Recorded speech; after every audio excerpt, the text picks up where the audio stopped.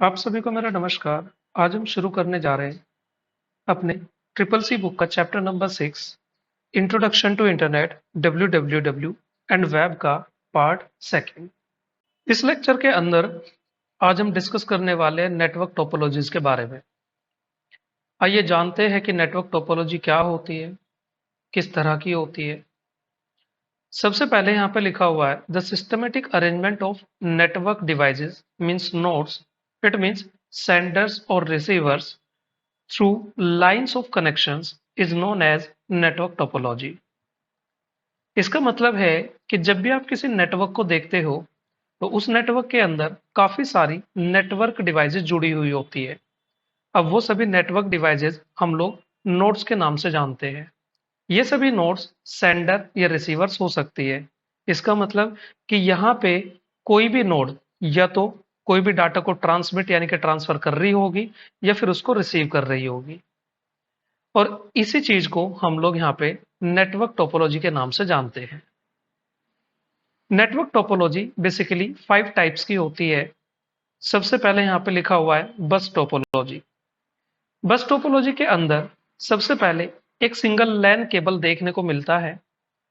इस केबल के अंदर छोटी छोटी टैप लगाई जाती है, इट मीन्स कट लगाए जाते हैं, और उन्हीं टैपिंग की मदद से कुछ कनेक्शंस को बाहर निकाला जाता है और वो कनेक्शंस जाकर के मिलते हैं किसी न किसी नोड से। ये सभी नोड्स कोई भी लैपटॉप, पीसी या किसी भी टाइप की नेटवर्क डिवाइस हो सकती है। जैसे कि कोई भी प्रिंटर हो सकता है, कोई भी कैमरा हो सकता है या किसी भी अन्य प्रकार की नोड। इसके अंदर ये जो आप लोगों को ये वाली लाइन दिख रही है, इस लाइन को ड्रॉप लाइन के नाम से जाना जाता है।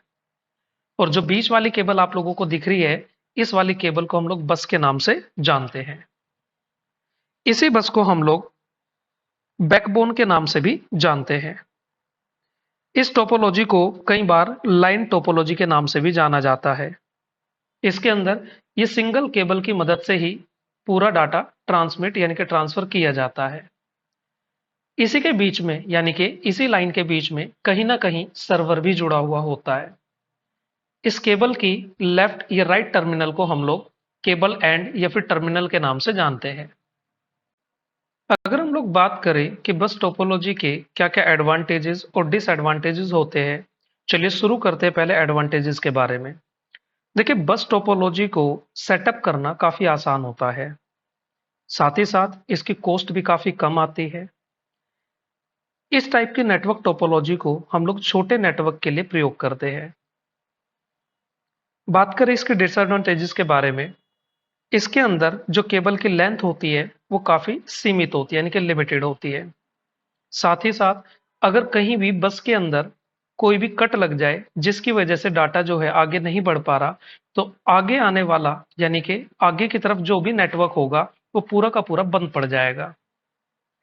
इसके अलावा अगर हम बात करें तो बहुत ही भारी नेटवर्क में इसकी गति धीमी हो जाती है, यानी कि अगर यहाँ पे नोड्स काफी ज्यादा होगी तो यहाँ पे डाटा ट्रांसफर की जो स्पीड होगी वो काफी कम हो जाएगी।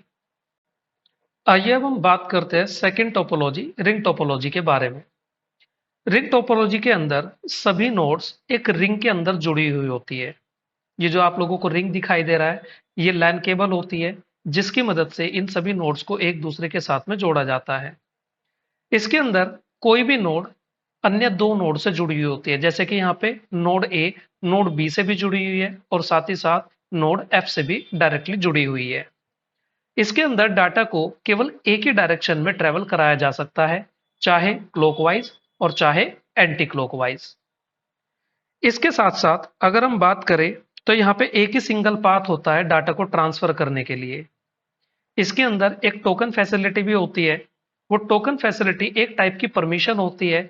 सपोज कीजिए कि वो टोकन अभी यहाँ पे इस रिंग के अंदर फ्री घूम रहा है, तो जिस भी नोड को डाटा को ट्रांसफर करना होगा वो उस परमिशन को अपने पास रखेगा और उसके बाद में अपने डाटा को ट्रांसफर करना शुरू कर देगा। जब तक वो टोकन किसी भी नोड के पास में रखा हुआ है और डाटा ट्रांसफर हो रहा है, तब तक अन्य नोड कोई भी डाटा ट्रांसफर नहीं कर सकती। इसके साथ साथ अगर हम बात करें तो यहाँ पे इसी सर्कल के अंदर कोई ना कोई नोड आपकी सर्वर भी हो सकती है। या कह सकते हैं कि नोड्स के अलावा आप लोगों को इसी केबल पे सर्वर भी देखने को मिलेगा। आइए बात करते हैं एडवांटेजेस ऑफ रिंग टोपोलॉजी के बारे में। सबसे पहली चीज कि ये काफी ओल्ड टाइप का नेटवर्क होता है, यानी कि काफी पुराने तरीके का नेटवर्क होता है, जिसके अंदर हम लोगों को टोकन फैसिलिटी देखने को मिलती है। साथ ही साथ ये काफी अच्छा परफॉर्म करता है डाटा को ट्रांसफर या रिसीव करने में।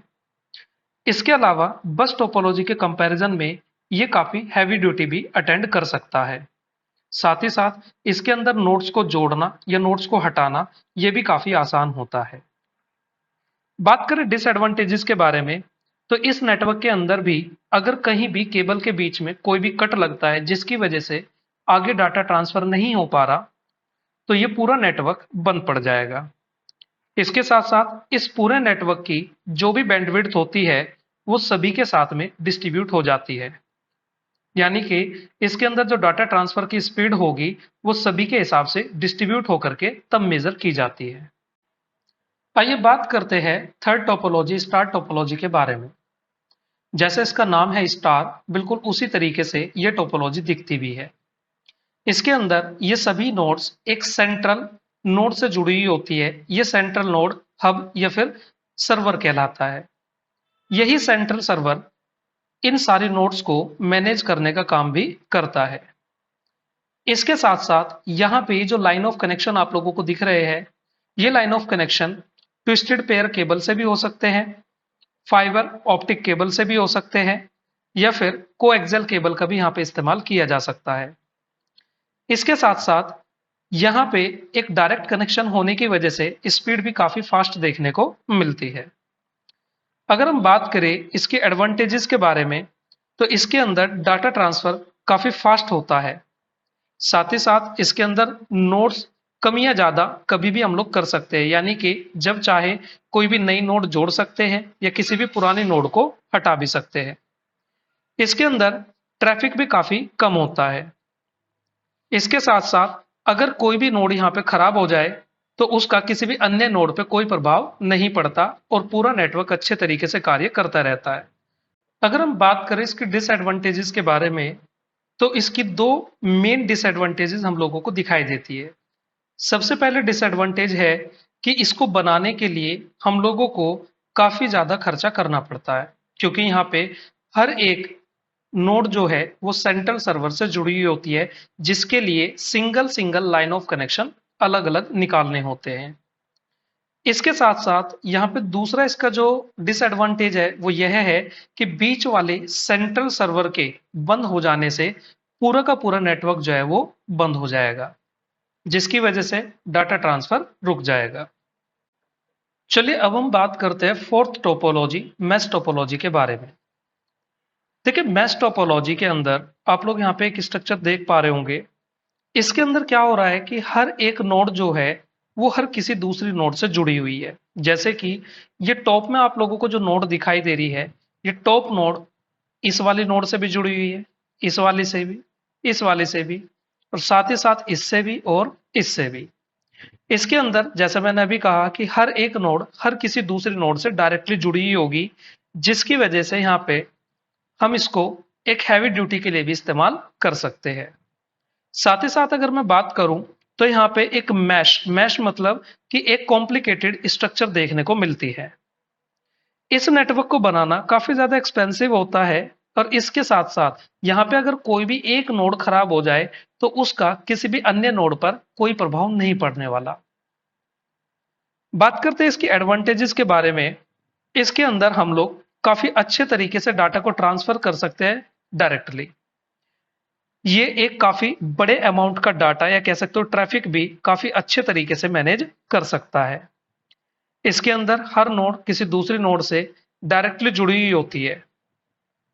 अगर बात करें इसके अंदर डिसएडवांटेजेस की, तो इसके अंदर इसको बनाने का जो कॉस्ट आएगा यानी कि खर्चा आएगा वो काफी ज्यादा आता है। साथ ही साथ यहाँ पे किसी भी अन्य नोड को जोड़ना काफी ज्यादा दिक्कत दे सकता है, क्योंकि हर एक नोड को जोड़ने के लिए हम लोगों को उस नोड के कनेक्शन हर दूसरे नोड से डायरेक्टली करने होंगे। आइए अब हम बात करते हैं लास्ट टोपोलॉजी ट्री टोपोलॉजी के बारे में।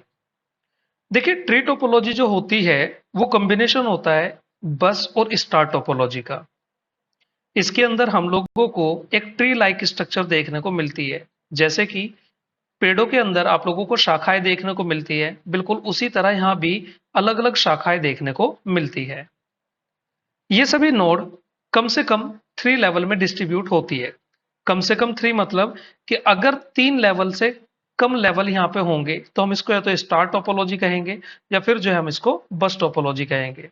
लेकिन अगर 3 लेवल यहाँ पे कंप्लीट हो चुके हैं या 3 से ज्यादा लेवल्स यहाँ पे है, तब हम इसको स्टार टोपोलॉजी की जगह या बस टोपोलॉजी की जगह ट्री टोपोलॉजी कहने वाले हैं।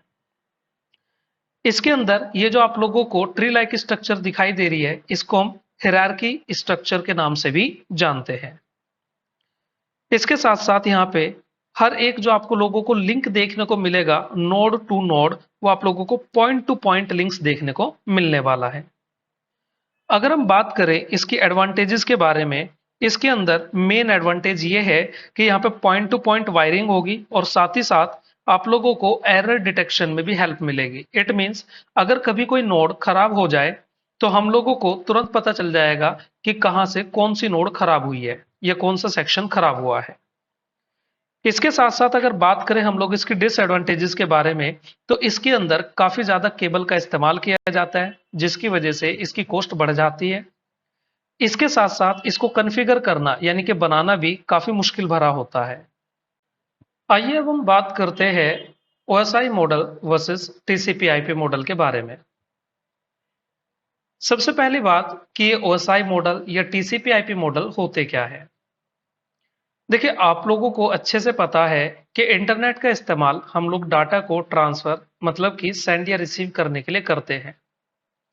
जब भी किसी डाटा को इंटरनेट के ऊपर सेंड किया जाता है और साथ ही साथ रिसीव किया जाता है, इस सेंडिंग और रिसीविंग के बीच में उस डाटा को कई फेसेस से होकर के गुजरना पड़ता है। उन्हीं फेसेस को अच्छे तरीके से एक्सप्लेन करने के लिए हम लोगों को इस डायग्राम की जरूरत पड़ती है।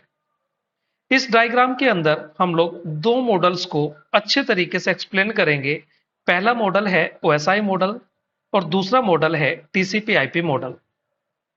देखिए, ओएसआई मॉडल जो होता है इसका पूरा नाम होता है ओपन सिस्टम इंटरकनेक्शन। इस मॉडल को डेवलप किया था आईएसओ ने यानी कि इंटरनेशनल स्टैंडर्ड ऑर्गेनाइजेशन ने।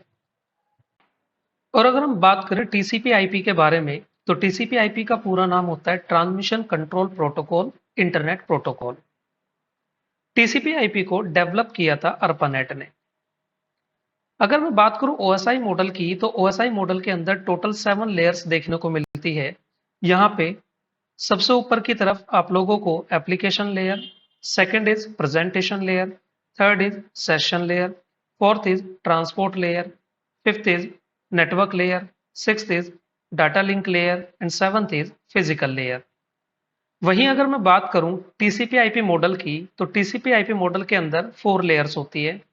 First is application layer, second is transport layer, third is network layer and fourth is network interface.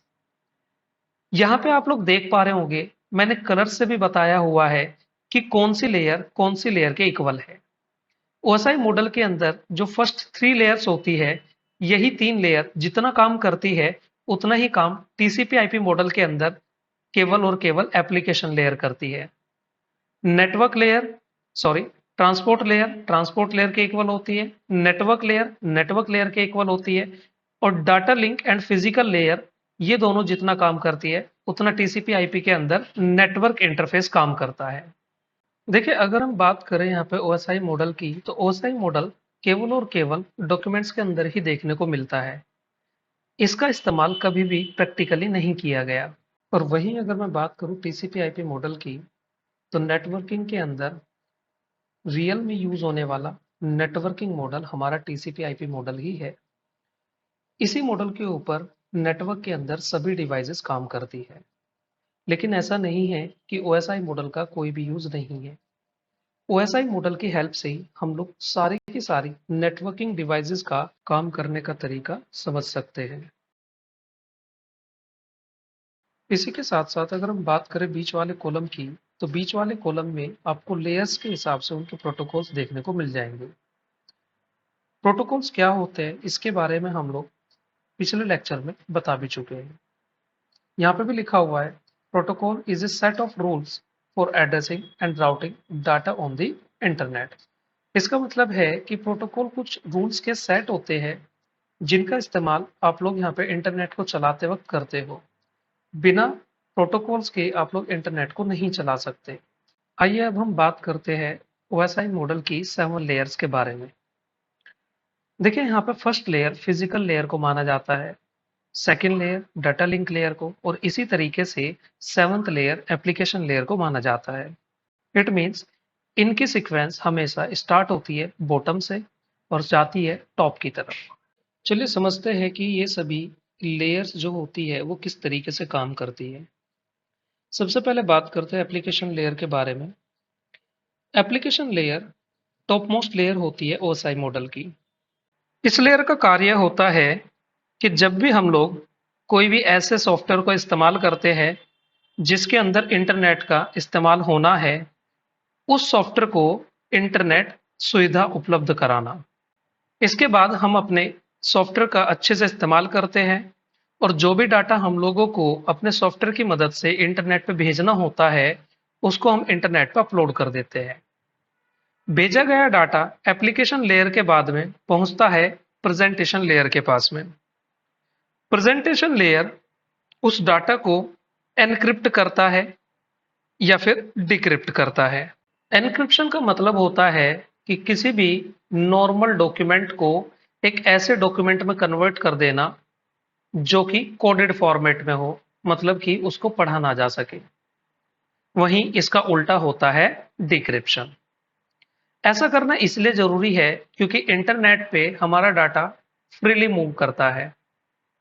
अगर किसी ने भी बीच में उस डाटा को चुरा लिया तो वो उस चुराए हुए डाटा को कभी भी इस्तेमाल ना कर सके। इसके बाद में हमारा डाटा पहुंचता है सेशन लेयर के पास में। सेशन लेयर का काम होता है कि जब तक इंटरनेट की सुविधा एप्लीकेशन को यानी कि सॉफ्टवेयर को जरूरत है तब तक वो उसको इंटरनेट देता रहे, और जैसे ही एप्लीकेशन सॉफ्टवेयर को इंटरनेट की जरूरत खत्म हो जाए तुरंत उसी वक्त उस सेशन को खत्म कर दे। इसके बाद हमारा डाटा पहुंचता है ट्रांसपोर्ट लेयर पर, और ट्रांसपोर्ट लेयर का कार्य होता है कि वो हमारे दिए गए डाटा को सेंडर से रिसीवर तक अच्छे तरीके से पहुंचा दे। इसके बाद हमारा डाटा ट्रांसपोर्ट लेयर की मदद से पहुंचता है नेटवर्क लेयर पर। देखिए नेटवर्क लेयर के अंदर काफी सारी डिवाइसेस मिलती है जैसे कि रिपीटर, राउटर एटसेट्रा। सपोज कीजिए अगर हमारे पास में कोई भी डाटा नेटवर्क के अंदर है तो नेटवर्क के अंदर तो काफी सारे पाथ होते हैं यानी कि रास्ते होते हैं जाने के लिए, लेकिन उसका रूट कौन डिसाइड करता है कि नेटवर्क के अंदर डाटा को कौन से रूट से होकर के जाना है? इसकी रेस्पॉन्सिबिलिटी दी जाती है राउटर नाम की डिवाइस को।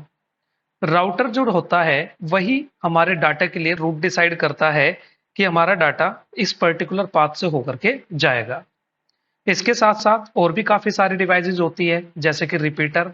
मान लीजिए कि हमारे डाटा के जो सिग्नल्स है वो नेटवर्क के अंदर ट्रेवल करते करते काफी ज्यादा वीक हो चुके हैं, तो उनको रीजनरेट करना यानी कि एक पोटेंशियल प्रोवाइड करना ताकि वे अपने फाइनल डेस्टिनेशन तक पहुंच जाए, इसका काम रिपीटर को दिया गया है। रिपीटर उन सिग्नल्स को रीजनरेट करेगा और आगे की तरफ ट्रांसफर कर देगा। इसके बाद में हमारे डाटा सिग्नल्स पहुंचते हैं डाटा लिंक लेयर पर। डाटा लिंक लेयर का काम होता है एरर डिटेक्शन एंड करेक्शन। इसका मतलब है कि अगर हमारे दिए हुए डाटा के अंदर कोई भी गलती है तो उसको पहचाने और उसको ठीक करे।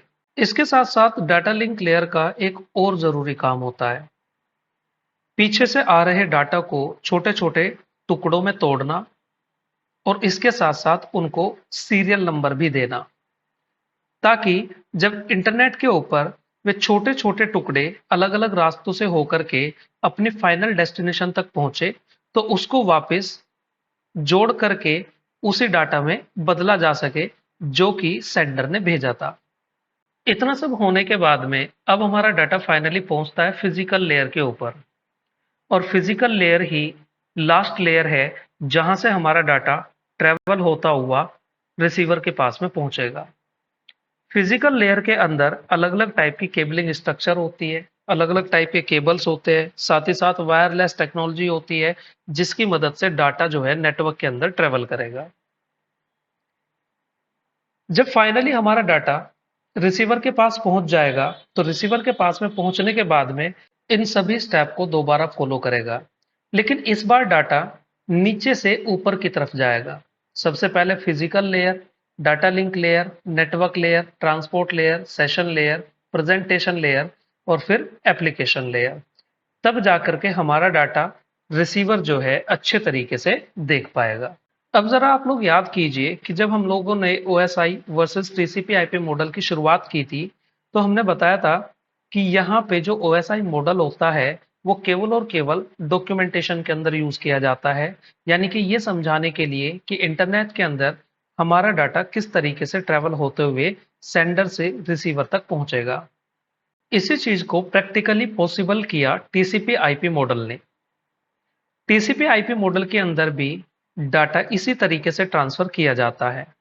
बस फर्क सिर्फ इतना है कि जहां ओएसआई मॉडल के अंदर हम लोगों को यहाँ पे एप्लीकेशन, प्रेजेंटेशन और सेशन लेयर जितना काम करते हुए दिखाई देती है, उतना काम टीसीपी आईपी मॉडल के अंदर अकेली एप्लीकेशन लेयर कर देती है। वहीं ट्रांसपोर्ट लेयर के इक्वल काम करती है, नेटवर्क लेयर के इक्वल काम करती है और डाटा लिंक लेयर और फिजिकल लेयर दोनों मिलाकर के जितना काम करेगी वो टीसीपी आईपी मॉडल के अंदर नेटवर्क इंटरफेस लेयर काम करती है। आइए अब हम बात कर लेते हैं उन प्रोटोकॉल्स के बारे में जो इन नेटवर्क लेयर्स के ऊपर डाटा को ट्रांसफर करने में हेल्प करते हैं। एप्लीकेशन लेयर के ऊपर हम लोगों को HTTP, FTP, telnet, NTP, DHCP, ping, pop इस तरीके के प्रोटोकॉल्स देखने को मिलते हैं। ट्रांसपोर्ट लेयर को टीसीपी और यूडीपी द्वारा हेल्प की जाती है। नेटवर्क लेयर के ऊपर IP, ARP, ICMP, IGMP, SMTP protocols देखने को मिलते हैं। नेटवर्क इंटरफेस के ऊपर ईथरनेट देखने को मिलता है। चलिए अब हम इन सभी प्रोटोकॉल्स के बारे में थोड़ा सा और अच्छे तरीके से जान लेते हैं। एचटीटीपी इसका पूरा नाम होता है हाइपर टेक्स्ट ट्रांसफर प्रोटोकॉल। इस प्रोटोकॉल का यूज हाइपर टेक्स्ट को ट्रांसफर करने के लिए किया जाता है। इंटरनेट के ऊपर आप लोगों को ऐसे टेक्स्ट दिखाई देते होंगे जिन पर क्लिक करके आप लोग किसी न किसी पर्टिकुलर वेब पेज या वेबसाइट के ऊपर पहुंच जाते हो। वो ब्लू कलर के जो लिंक आप लोगों को दिखाई देते हैं, उन्हीं लिंक्स को हम लोग या कह सकते हैं उन्हीं टेक्स्ट को हम लोग हाइपर टेक्स्ट के नाम से जानते हैं। Next is file transfer protocol. Internet के ऊपर किसी भी टाइप की फाइल को ट्रांसफर करने के लिए फाइल ट्रांसफर प्रोटोकॉल का इस्तेमाल किया जाता है। Third is telnet. टेलनेट का पूरा नाम होता है टेली कम्युनिकेशन नेटवर्क और इस प्रोटोकॉल का इस्तेमाल रिमोट लॉगिन के लिए किया जाता है। जैसे कि मैंने आप लोगों को पहले भी बताया था कि यदि हमारा एक कंप्यूटर घर पे है और एक कंप्यूटर ऑफिस के अंदर है और हम लोग अपने घर वाले कंप्यूटर को ऑफिस वाले कंप्यूटर से चलाना चाहते हैं, एक्सेस करना चाहते हैं, तो उसके लिए टेलनेट नाम का प्रोटोकॉल इस्तेमाल करना होता है। Next is NTP. एनटीपी का पूरा नाम होता है नेटवर्क टाइम प्रोटोकॉल। इसके बाद आता है डीएचसीपी। डीएचसीपी का पूरा नाम होता है डायनामिक होस्ट कंट्रोल प्रोटोकॉल। देखिए इस प्रोटोकॉल का इस्तेमाल तब किया जाता है जब नेटवर्क के अंदर कोई भी नई डिवाइस जोड़ी जाती है। आप लोगों को पता होगा कि इंटरनेट के ऊपर अगर कोई भी डिवाइस होगी तो उसका खुद का अपना एक आईपी एड्रेस होता है। आईपी एड्रेस कोई भी फिजिकल एड्रेस नहीं होता। इट मीन्स कि वो डिवाइस के ऊपर नहीं लिखा हुआ आता। ये एक लॉजिकल एड्रेस होता है जो कि डायनेमिक होस्ट कंट्रोल प्रोटोकॉल की मदद से नेटवर्क के थ्रू किसी भी डिवाइस को दिया जाता है। इसके बाद में बात करते हैं पिंग की, तो पिंग का पूरा नाम होता है पैकेट इंटरनेट और inter network groper. Next is POP. POP means post office protocol. इस प्रोटोकॉल का इस्तेमाल इंटरनेट के ऊपर ईमेल को सेंड करने के लिए किया जाता है। नेक्स्ट आ जाता है TCP. TCP means transmission control protocol. ये एक कंप्लीट पैकेज होता है जिसके अंदर आप लोगों को ये सभी प्रोटोकॉल देखने को मिलते हैं।